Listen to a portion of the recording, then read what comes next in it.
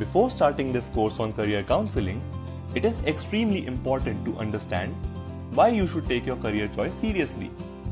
In this video, we will help you understand the importance of making the right career choice for yourself. So, why is your career choice so important? It is important because it determines a lot of things in your life, including number 1, quality of life. Your career choice plays a huge role in deciding where you live, how flexible your life is, and the kinds of things you are able to do in your free time. Number 2, identity. Ask any elder person about their career and they will tell you about it as a part of their identity. They'll say something like, I am a journalist, instead of, I report news. Notice how everybody asks you, what do you want to be when you grow up? And not, what do you want to do when you grow up? This shows that your career choice shapes your identity. Number 3, impact. Every human life touches thousands of other lives in so many different ways. If you select any 60-year-old person who is about to retire, take a time machine, find him as an infant, throw that infant into trash, and then come back to the present day, you'll find that a countless number of things around you have changed. So whatever career you choose, the world will be affected by it. Anything that determines your quality of life, your identity, and the impact that you make should be taken very seriously. And that includes your career choice also. So we hope that this short video could help you understand the importance of making the right career choice. Having done that, we will now move forward to start our career counseling course. We are pretty excited and we hope you are too. So, let's begin. See you.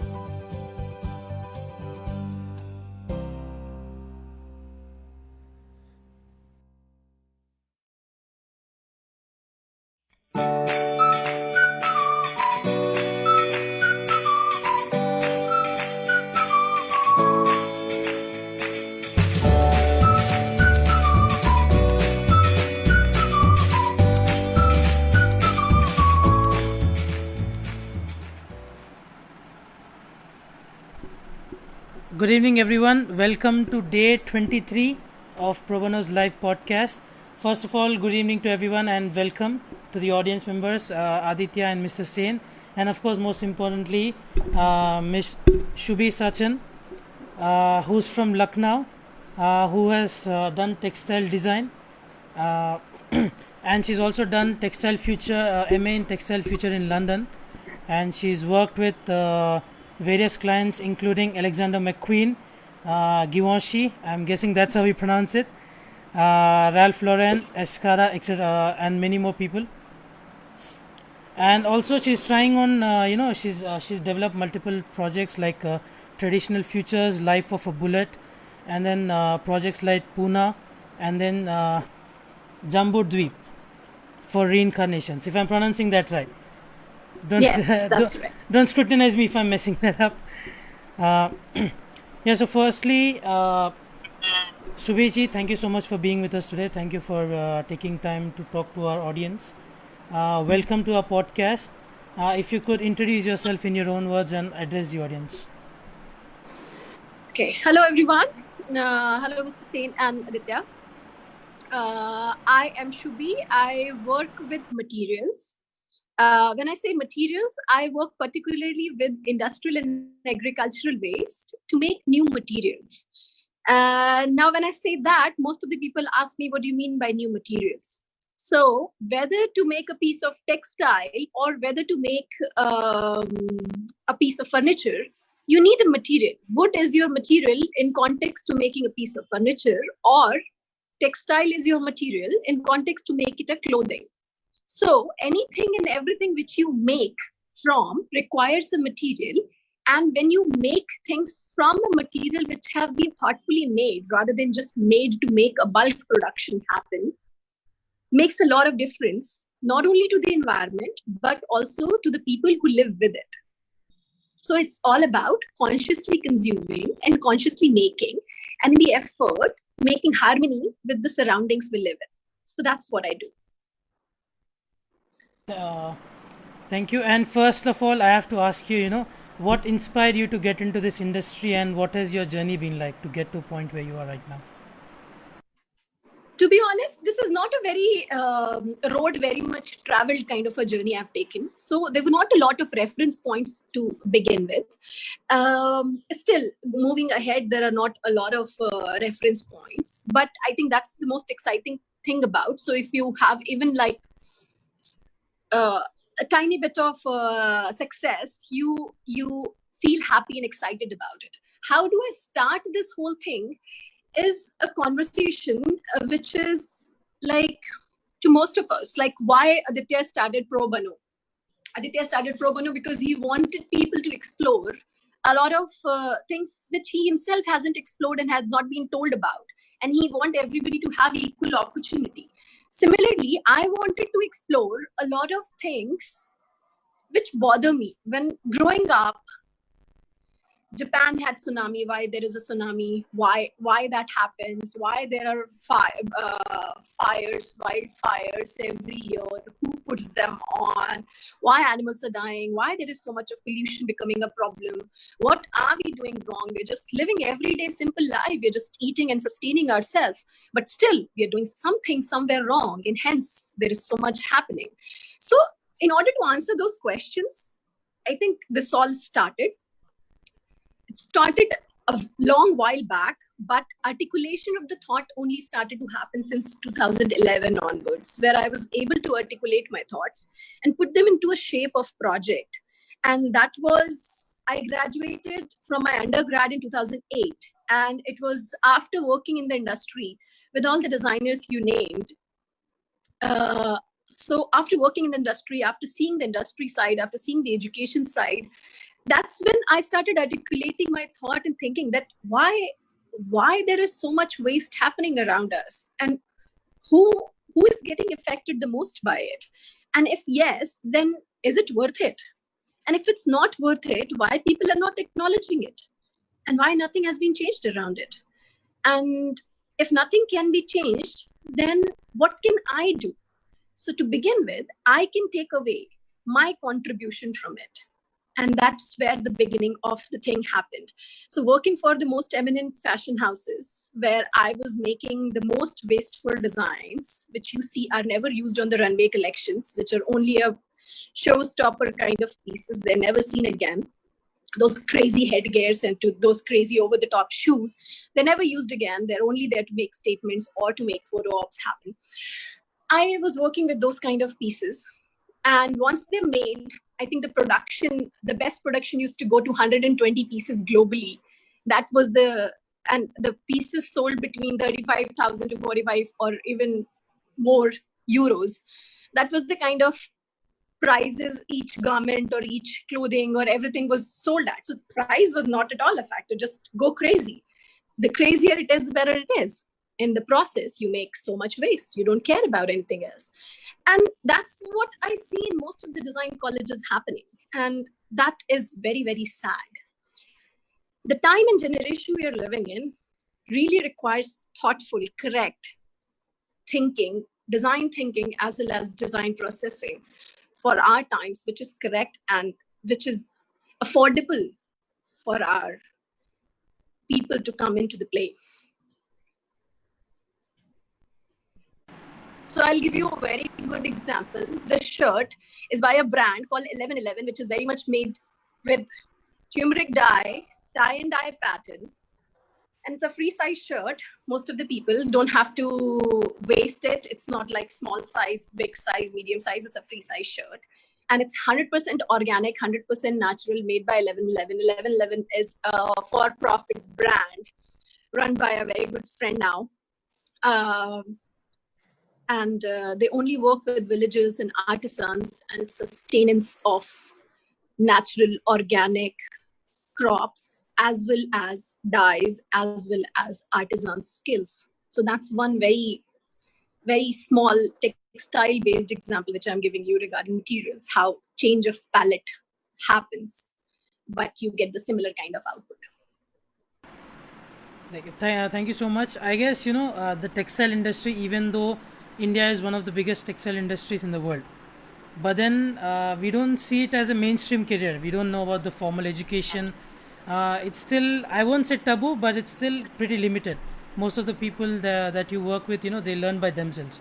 They don't have necessary, I would say, like formal education, or they don't. No. So how would how would you describe the actual work that you've seen in the ground reality? It's very sad. I compare it to the farmers. So who says, like today, which parents say मेरा बेटा बड़ा होके किसान बनेगा? कौन कहता है? किसकी aspiration है farming करना? I'm trying to do it from several years, and my parents have been telling not to do it. Even though I'm a grown up and I can make my own decisions. So it's the same thing. India is the biggest handloom sector in the whole world right now. And government is trying to make efforts to sustain each individual craft cluster and keep their art and the authenticity, indigenousness in every process alive. And it's a lot of effort going into that direction. Simply because the next generation is not picking it up. Simply because their own family and the next line of heritage is not interested in it. They don't see value addition in it. So when you are saying that it's why there is a taboo, or why there's no taboo as such, but why there is so less of information around this, we are not talking about it enough. Hence, I'm on this platform. So we need to talk about it enough. If we love beautiful carpets in each house, if we love beautiful curtains in our houses, we need to love the people who make it as well. How many people know how many kind of craft come from which kind of states? I'm from Lucknow. Lucknow has chicken curry. Chicken curry is from Persian era. It's a shadow work. I mean, those are the kind of things we don't know, and we need to talk about them. Hence, that's the reason I started the subject called material literacy. Material literacy is a subject where I talk about materials, which material has come from where, and what kind of life it has served, and what kind of life it can serve if given a second chance, or a third chance, or a fourth chance, or whatever number of chances. That not only translates the whole conversation into circular economy, transition from linear to circular economy, but also talks about how many materials we interact in a day. Let's say I ask the audience, how many materials do you touch in a day? 100, 200, 500, depending on what kind of life you live. How many materials do you actually know? Like, very simple thing. My phone has a cover and a glass guard. What is it made of? I touch it all day long. And once it's broken, what do I do with it? Where does it go? How is the new one made? What does it cost? Not to my pocket, but to the environment or to the people who are making it. Do we ask enough questions? Do we ask enough? Do we seek enough answers from our surroundings?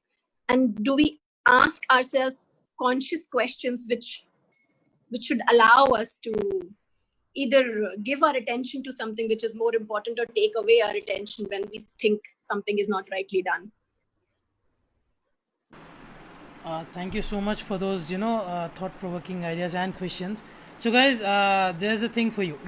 We are having a discussion where we do have questions that will make you think about yourself and introspect about your lifestyle. So, firstly, let me welcome everybody in the chat. For Anita ji, Shikha Bose, and everybody जो अभी comment नहीं कर रहे हैं. तो आपके कोई भी question होंगे, any comments you have, do put them in the comment section. Having said that, I'll redirect to Aditya. Over to you.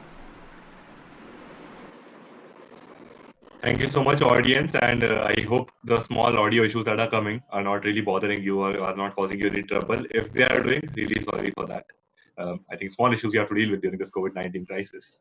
But first of all, welcome, Shubhi. Thank you so much for coming. And Thank you. I think today we'll get to learn a lot. So just starting that learning journey. So Shubhi is a materials design expert also and a material literacy expert also. And we'll talk about both things. But before that, I want to know, when you were in school, in class 11th, class 12th, did you really think that you'll go on to become a material literacy expert, or what did your parents say to you? Like, what did they want you to become, and what did you do after that, under graduation, post graduation, all these things? Like our phone conversation, Aditya, like how we picked up this whole thing of coming and doing chat here. Yes, most people, my brother is an engineer, mechanical engineer, and I was supposed to be, I was tuned in to be a doctor. Oh, obviously. Yeah. So, I mean, 2 kids with 2 professions, that's more than enough to think about. Well, academically, I sucked. I was not a good student. So, I kept on wondering that how do I become a doctor if I don't do wonders academically? And for that, you need to have really good grades. And how do I do anything? Like, because everything was moving around education. Like, if you don't have this much grades, you don't get here. If you don't have that much grade, you don't go there. So you basically don't go anywhere if you have 70% grades. At least in today's time, all the Delhi University or any good universities, 99% is the cutoff minimum, right? Or 99.4 or whatever is the cutoff. So basically, you don't do anything in life? Is that the question? No, obviously not. And when I was in my 11th and 12th standard, I knew I was not I didn't want to do something to do with academics, to do with a very bookworm kind of a thing. That was not my thing. So I started exploring. It was a massive kind of a juggle and fight between emotionally and between the parents and everything. But yeah, I didn't know obviously about the materials. As I said in the beginning, I wanted to do something which is bothering me, but that articulation of thought started to happen only around 2011, 2010, when I started putting together my own apartment in Mumbai. And that was the time I was thinking, no, I don't want to buy regular stuff. No, I don't want to buy off-the-shelf kind of things. Then where do I go to get my survival basic furniture and basic everyday mattress? And like, where do I go? So that's when the thought started coming in. And that's the time when I started thinking more loudly and doing something about it. But before that, I wanted to do a lot of things. But after doing 4 years of undergraduation and working for a good 3-4 years, realizing that designing bed sheets and making beautiful towels is not leading me anywhere, rather than just adding to the more pollution levels which are already there. So yeah, that was my journey. So it's not like you have to figure out everything right from day one. Your process, your journey is very much important to realize what you don't want to do and then come to what you want to do. And that articulation happens over the period. But yes, don't stop thinking. And not like you have done graduation in a subject, that means you're doomed and you're supposed to live with that all your life. Or you have done your +2 with a subject, and then that's all you can be. No, that's just a process. You have to keep on doing the process on the side and keep on opening up your thinking. Expansion of your thinking needs to happen along the way as well. Observation shouldn't stop. What is making you happy? What is not making you happy? What bothers you? What doesn't bother you? Some people don't get bothered by animal cruelty. Some people get extremely bothered by animal cruelty. I mean, those are very, very different things for every individual. So, I mean, people can always do things which are right for their time, generation, and the period they're living in, rather than just going by the structure which has been designed. Right, because career options are changing, along with time. So, 10, 20 years ago, there was no UX designer, but now there is. And talking about this, I think that's a great insight for our audience also to pick up. And again, you can agree or disagree with this, but I think it's from a career guidance point of view, this is a great insight to pick up, that you should explore a lot and find a cause that interests you more than the money that you can earn doing something. And I think the money follows rather than the money being the leading on factor, which is, I think, a huge criteria sometimes to make a decision for some people. So I think it's more important to find a cause. Even not that, like sometimes money doesn't follow easy, but who wants easy money is also a question you should ask yourself. If you want easy money, then you're trading something.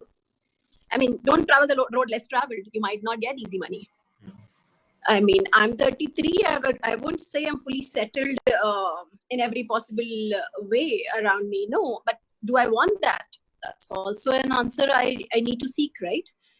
But are you People plan happy? their lives differently, and I think it's completely okay if they choose money over whatever. But they should. I mean, it's high time that we have to involve a cause. We have to involve a reason of doing certain things the way we have been doing, or our parents have been doing. Very true. And Shubhi, let's say, obviously you travel the road less traveled, and now you're here. You came here through a lot of exploration and then discovering the cause which interested you. But let us say if I'm a student in class 12th right now, and after seeing this podcast or after hearing about material design and material literacy, I'm like, yes, I want to do this. Now this is mine. What do they need to do? Do they also need to do the same thing that you did? Or is there any specific degree of course you would have preferred during your time, which at that time probably you did not know about?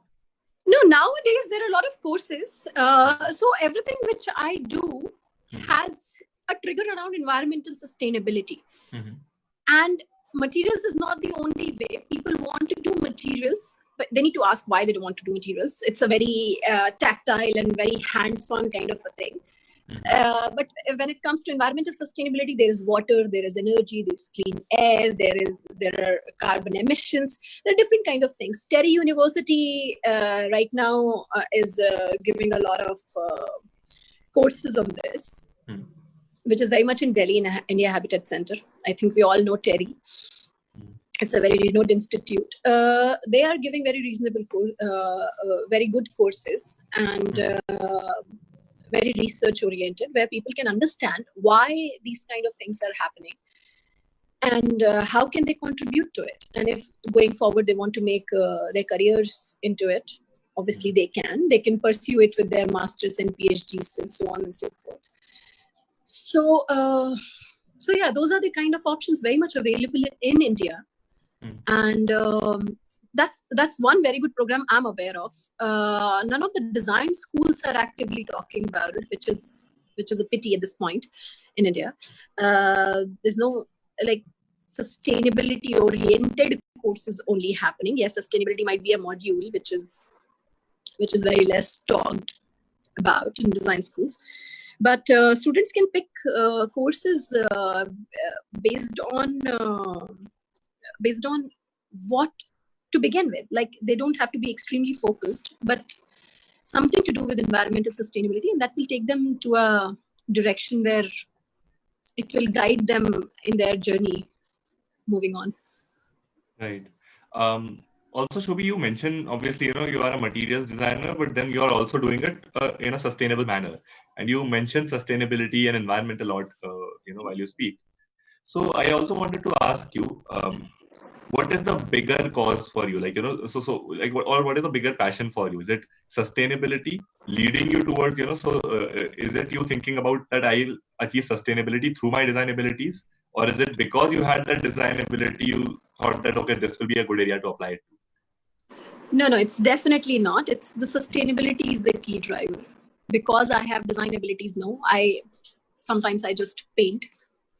I am not designing anything, and this is from the colors I've derived myself from natural resources. Nice. So I mean, it's some things could be very, very simple. It's nothing else is the driver here except for the fact that we need to live a sustainable, harmonious life and with harmony with nature. And what else did you ask, Aditya? So I also asked that, basically, was sustainability the reason of you moving into design? And is if they want to move into your field, is designability a bigger factor or is sustainability a bigger factor?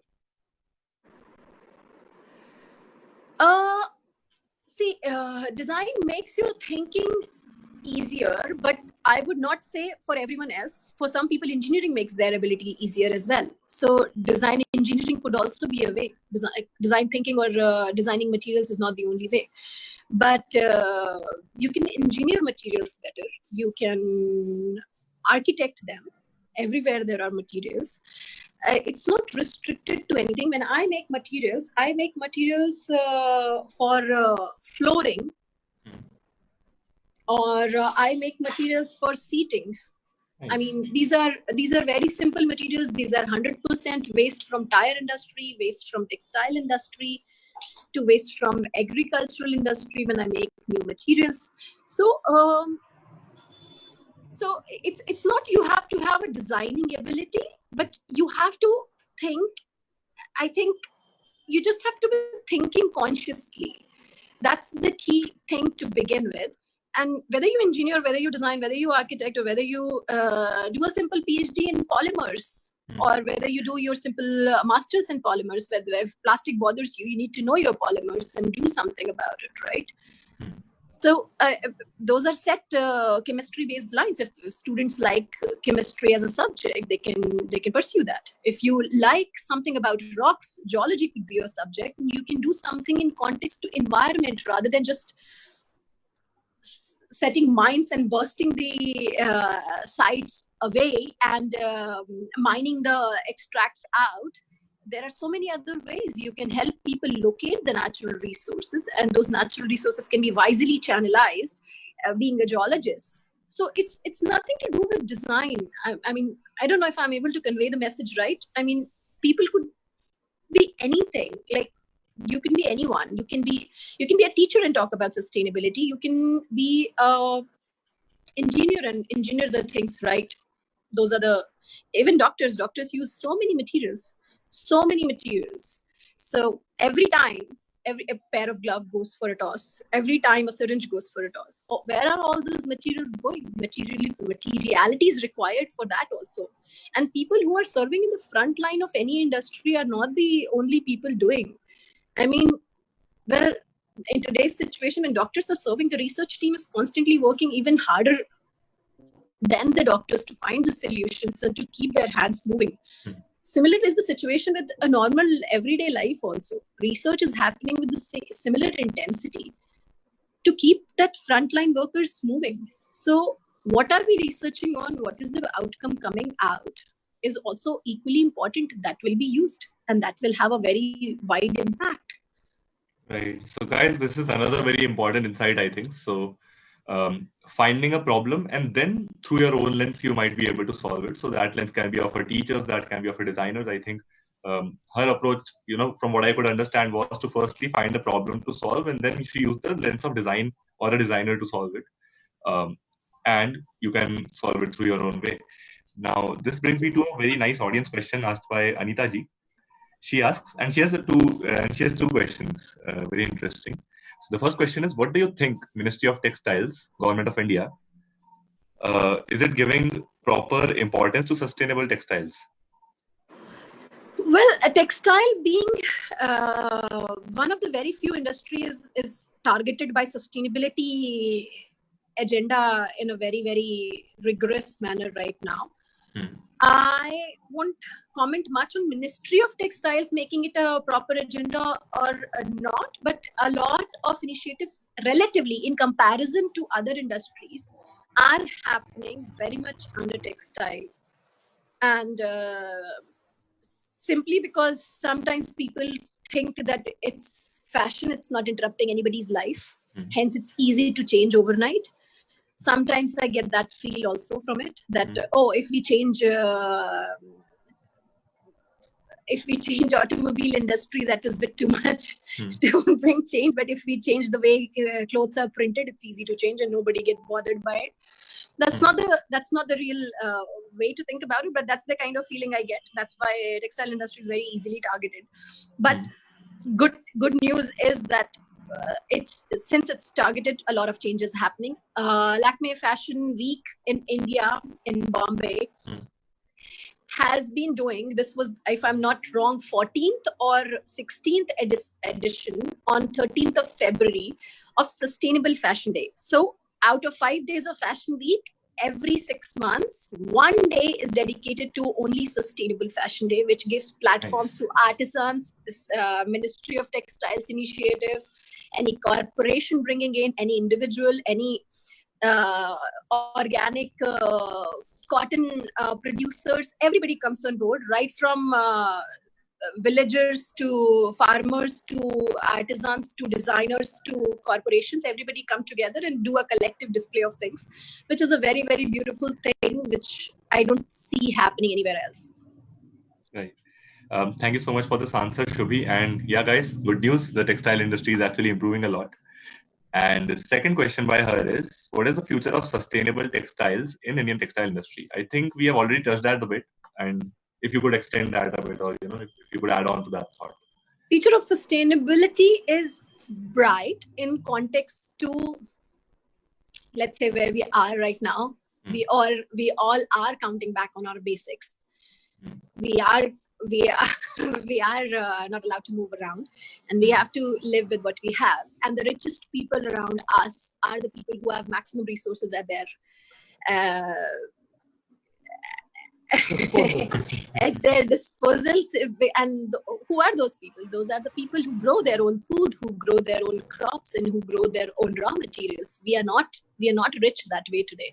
So I think yes, these chapters, these episodes are gonna teach us a lot of things. And even apart from this, sustainability has been taken seriously in this textile agenda, and a lot of larger corporations like Reliance and Birla and all those things are taking very good measures.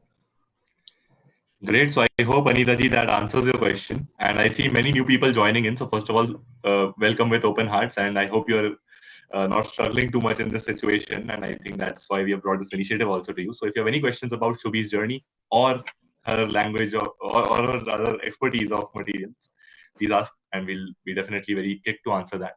Over to Mr. Sen. Mr. Sen, if you have any questions. Good evening, everyone. Namaskar. Welcome, Shubhi, to the show. It has been a very engrossing 30 minutes that you talked about. Oh, we have already done 30 minutes. Yeah, you have. Now, I want to go at a totally different tangent. Now, you work with materials, so that's where you find your joy. And you design the materials, whether it be from waste, different types of waste, and sort of make them, give them a value, which is useful to people's lives. That's the way I sum up what you do. Correct me if I'm wrong. Now, having said that, your material could be anything. It could be a piece of textile. It could be a piece of waste. Waste. Could be anything. It could be anything. It could be driftwood. It could be... Yeah, it could be anything. It could very well be anything. It could be seashells that you find on the seashore. All that sort of things. Or animal bones from the food industry. All animal bones from the India being the second largest exporter of meat. Yeah. So. Okay. Yeah. It used to be correct.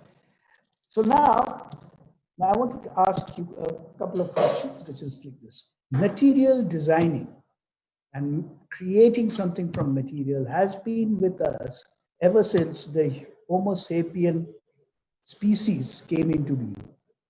We started with the Copper Age, Iron Age, and people were, designing stuff out of all this copper and iron and wood and, all that sort of things. And it continues. Yeah. So what do you think of that heritage that's been handed down over so many years, millions? And how are we sustaining? It's all evolved. It has evolved. I mean, it's not that textiles is something new. It was there 5,000, 6,000 years ago. If you look at other material, it was also there 5,000, 6,000 years ago. Now, what is the evolution that has happened in the design? Yeah, someone is really angry in the background of someone's house. Okay.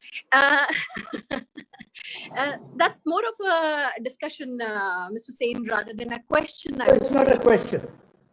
Yeah, so I would... so I mean, textile, no wonder textile is known as the human second skin, because it's existed from ever since we have existed, pretty much, in various forms and formats. I would highlight the problem which I have observed in these many years. When the globalization and standardization of lives start to happen, that's where the problem started to happen. I mean, when when I have to regard sustainability, I have to regard the localness, I have to regard the local culture, local climatic conditions, local growth of what grows there easily and what people are capable of. That has been completely disregarded. So when I was doing my project, Traditional Futures, I keep showing you this. I can get more samples. Those are a bit far off from me. But this is one of the samples from Traditional Futures. Why I named that project Traditional Futures was, I didn't do anything new in that project. I just revived everything which used to be done. It was traditional, packaged in a format which is very contemporary and futuristic, so people can relate to it. So simply, I made a charcoal-based toothpaste in that project. So well, I was in London at that time, and people didn't know powder-based toothpaste is also an option. They are used to of paste, like tube paste. They're used to of gum-based things. They will chew and spit it out, but they haven't come across powders, which we have been doing for generations.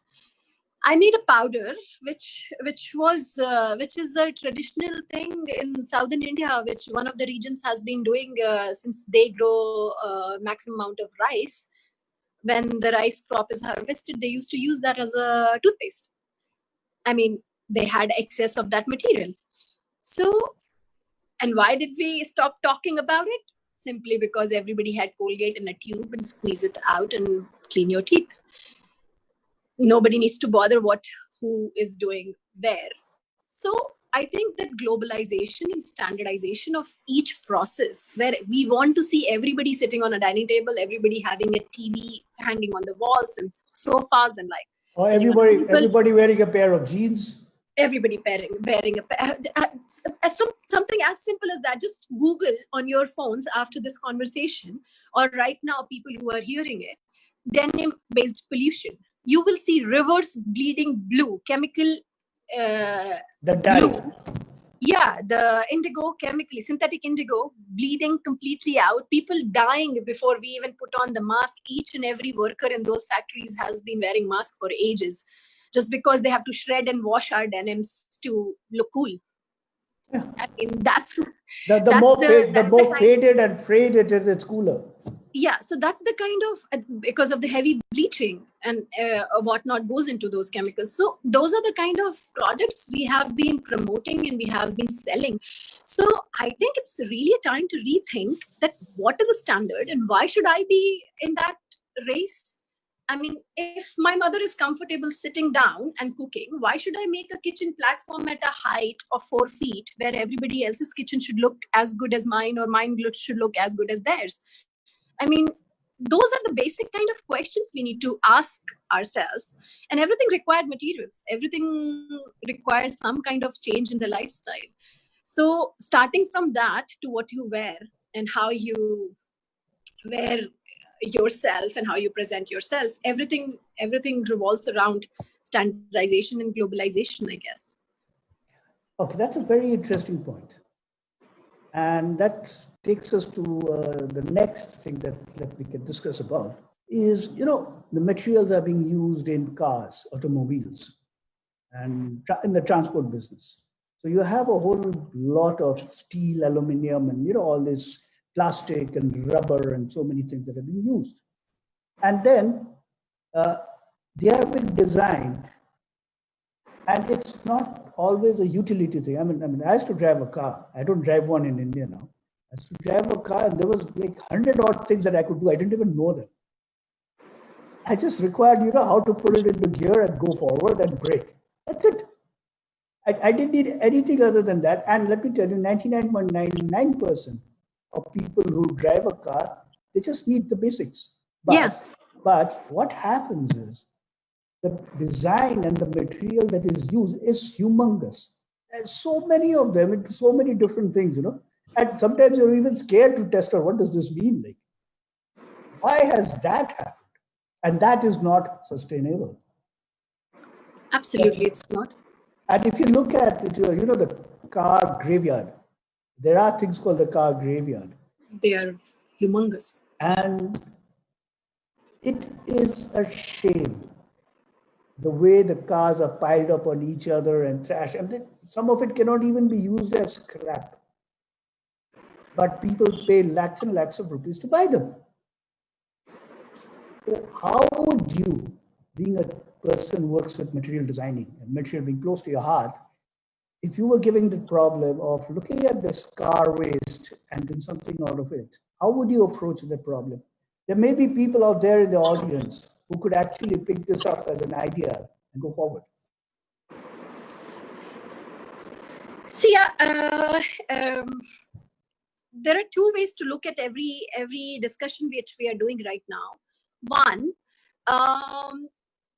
solve a problem which is already existing. So like what you rightly said, that how, given these car scrap or these scrap yards which are filled with cars, how do you solve this problem and how do you do something with those things?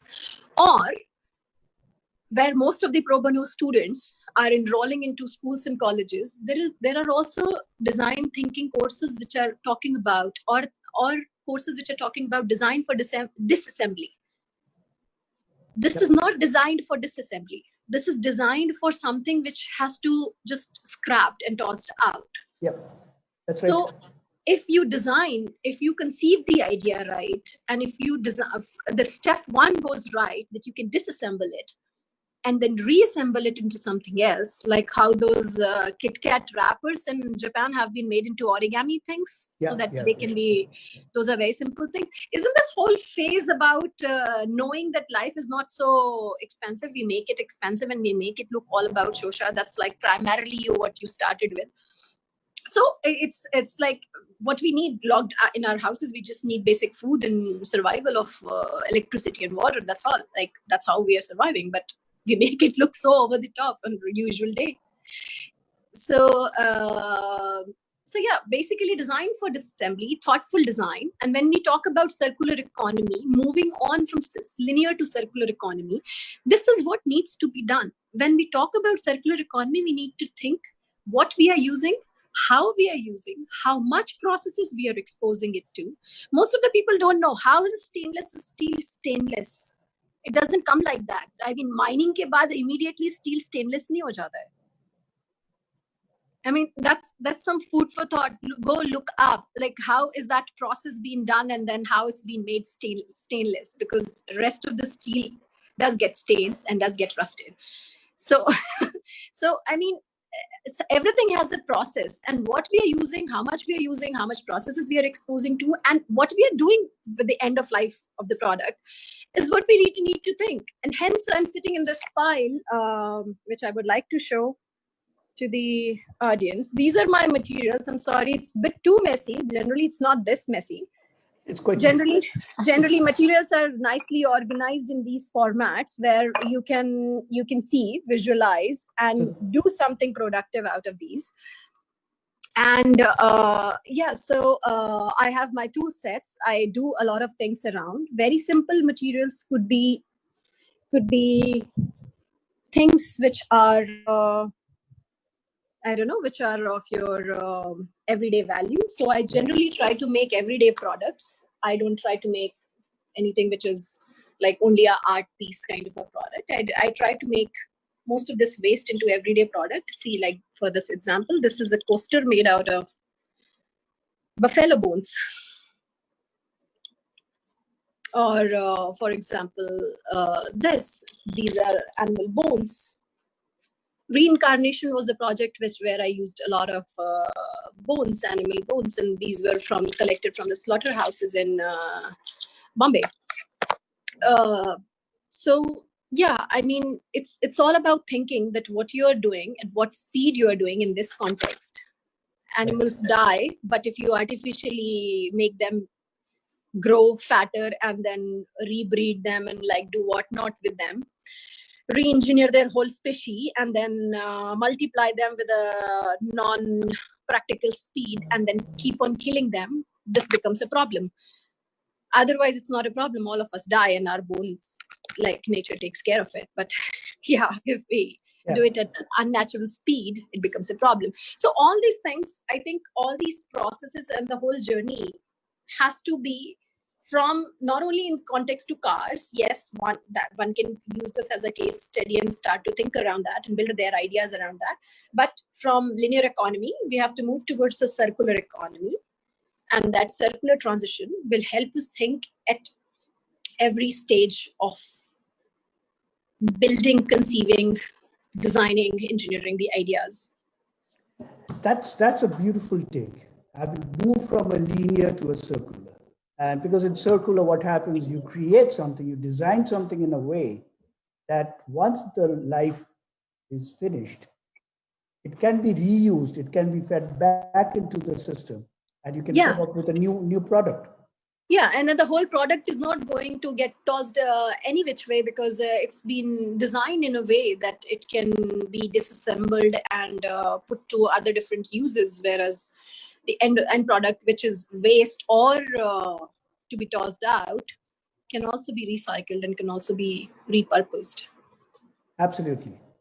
And the other thing is, when you create something, and I take your point about the bones, and we have done, the problem is in our pursuit of profits, with the false thought that the pursuit of profit or money will give us happiness, we have messed up with the environment that we live in. And we're paying the cost right now as we are talking. We have messed it up so much that we have had to pay with our own freedom. Yeah. We have actually, the whole world, 8 billion people of us, we have lost our freedom to a small virus because we just messed it up. None of the other animals are in isolation or quarantine. They're having a great time. They're having a greater time, actually, than what they used to do. So there is a thought over here that we really need to look at ourselves and see whether running after money and money alone is what life is all about. Yeah, that's very rightly put, money alone. Because if you don't put a purpose to that chase, then it's not worth it. And especially with the delicate time we are living in, we really, really need to be consciously putting our efforts into any direction. Absolutely. And that brings us, instead of pursuing the what we do, there is, I think, a case of pursuing the why. Yes, why we do it. Why we do it. Why and how. Why and how, yeah. So the why, and then the how will come, yes. So most of the students, sorry to interrupt, but some of the students, just like very simple example,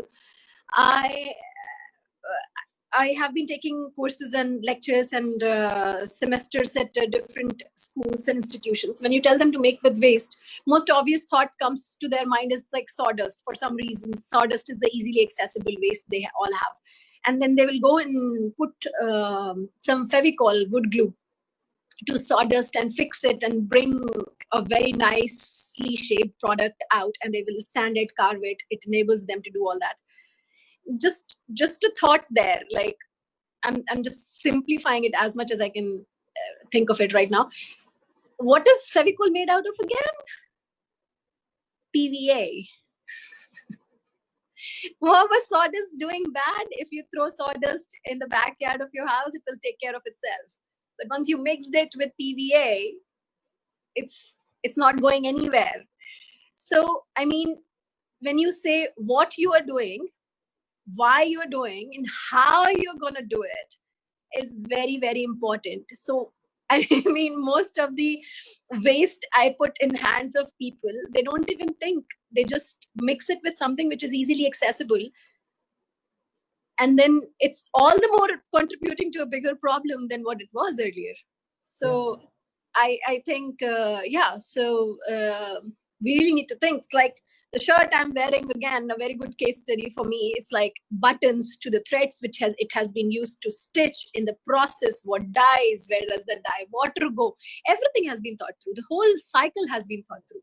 And that's what is moving from linear to circular is. It's not about making a product and then end product has to look good and end product has to be sustainable. And the journey, you have invested all the resources and just wasted them all. That's not what it is. So basically what you're saying is the why, how, and the what is what design is all about. And sustainable design. With whatever material you do, you figure out first why you want to do it, what you want to do, and how you want to do it. And also for most of the people, if they, it's like India as a country, we don't, it's like we are progressing, but we haven't regarded design as a very important aspect in most of the things so far. So that's why when you go for scholarships, then you go for any kind of extra miles in design, you don't have, like you have it for physics, chemistry, biology, mathematics, and whatnot, but not for design. But people who don't think design is an important thing, by default, you all are designing something, whether you are placing your sofa in the way you like, or whether you are dressing up your own self, or the way you tie your own shoelace, or you place your TV at a certain height and not. You are designing irrespective, whether you place a thing on your car dashboard, it's all design for convenience, design for aesthetics, design for your everyday values.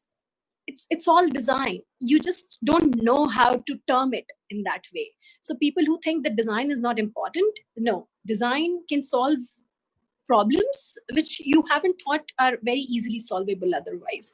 So don't disregard it from your thing. If you make something very highly aeronautically able piece, still has a lot of design into it. Absolutely. And whether you walk into that board meeting with a very simple shirt, still has a lot of design into it. So anything and everything we do in everyday life, everything has a design aspect. Absolutely correct. And I would look at something over here is in whatever we do in life, whatever, we are always designing. Yeah. And we are designing a solution.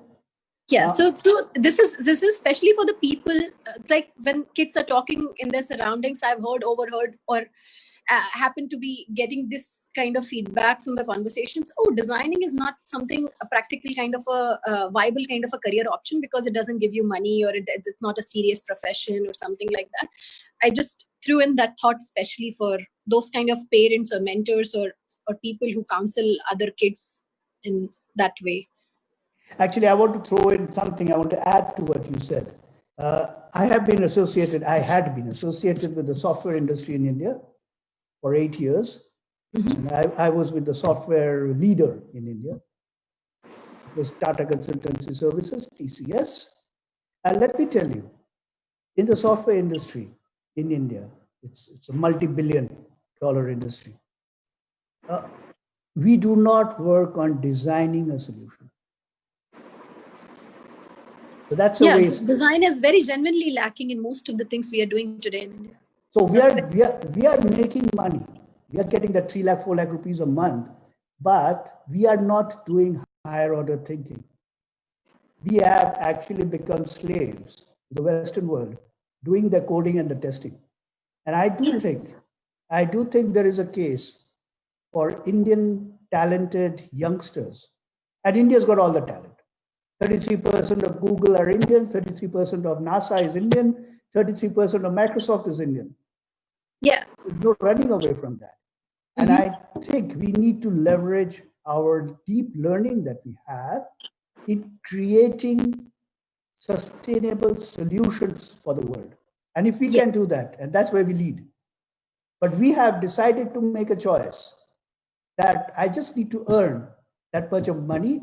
I need to drive that car, fancy car or whatever it is, and I want to go to the United States of America. That's the dream.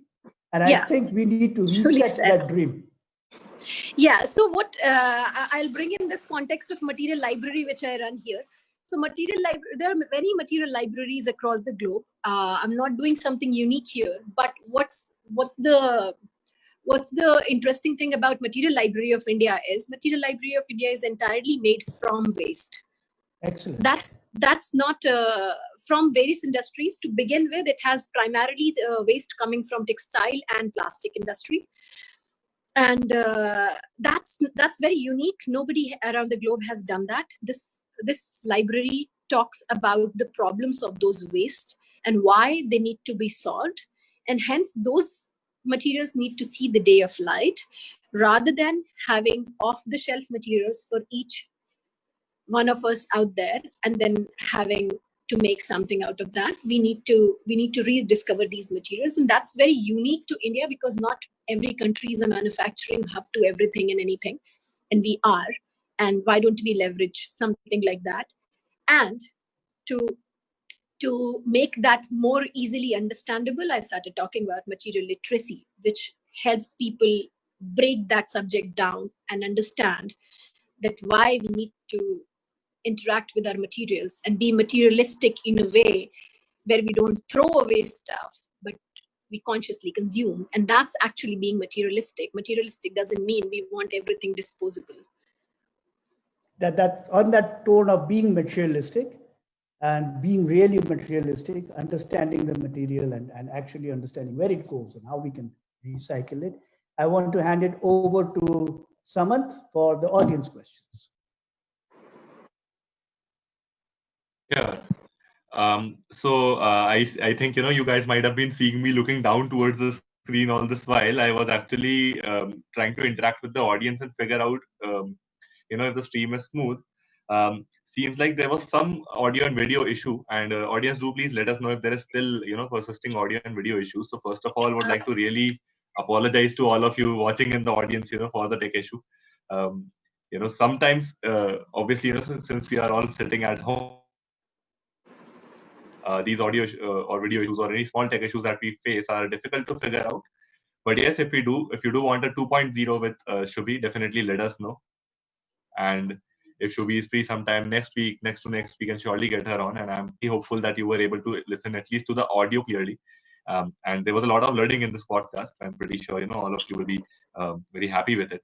So yeah, please keep me informing. Shubhi, there's an audience question from Vinayak.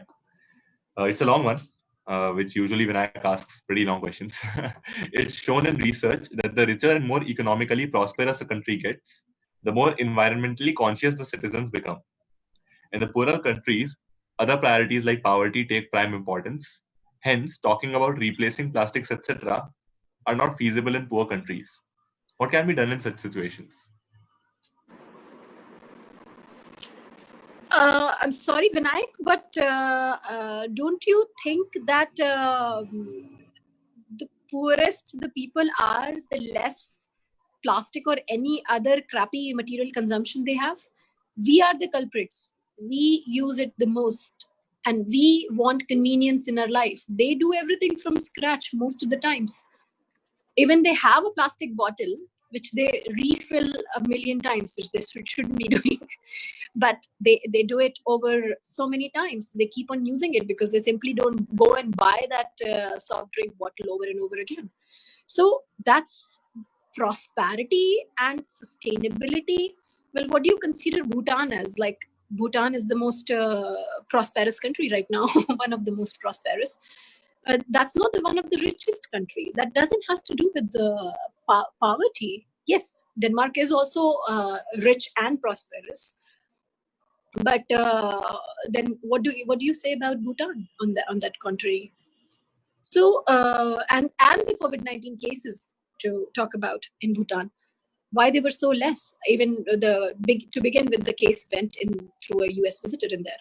So I mean it's all about living in sync with nature, and people who live in sync with nature are more exposed to less convenient life and less how do I say, to our life, those are luxuries, and they live a very, very basic life, which cut down all the crap automatically.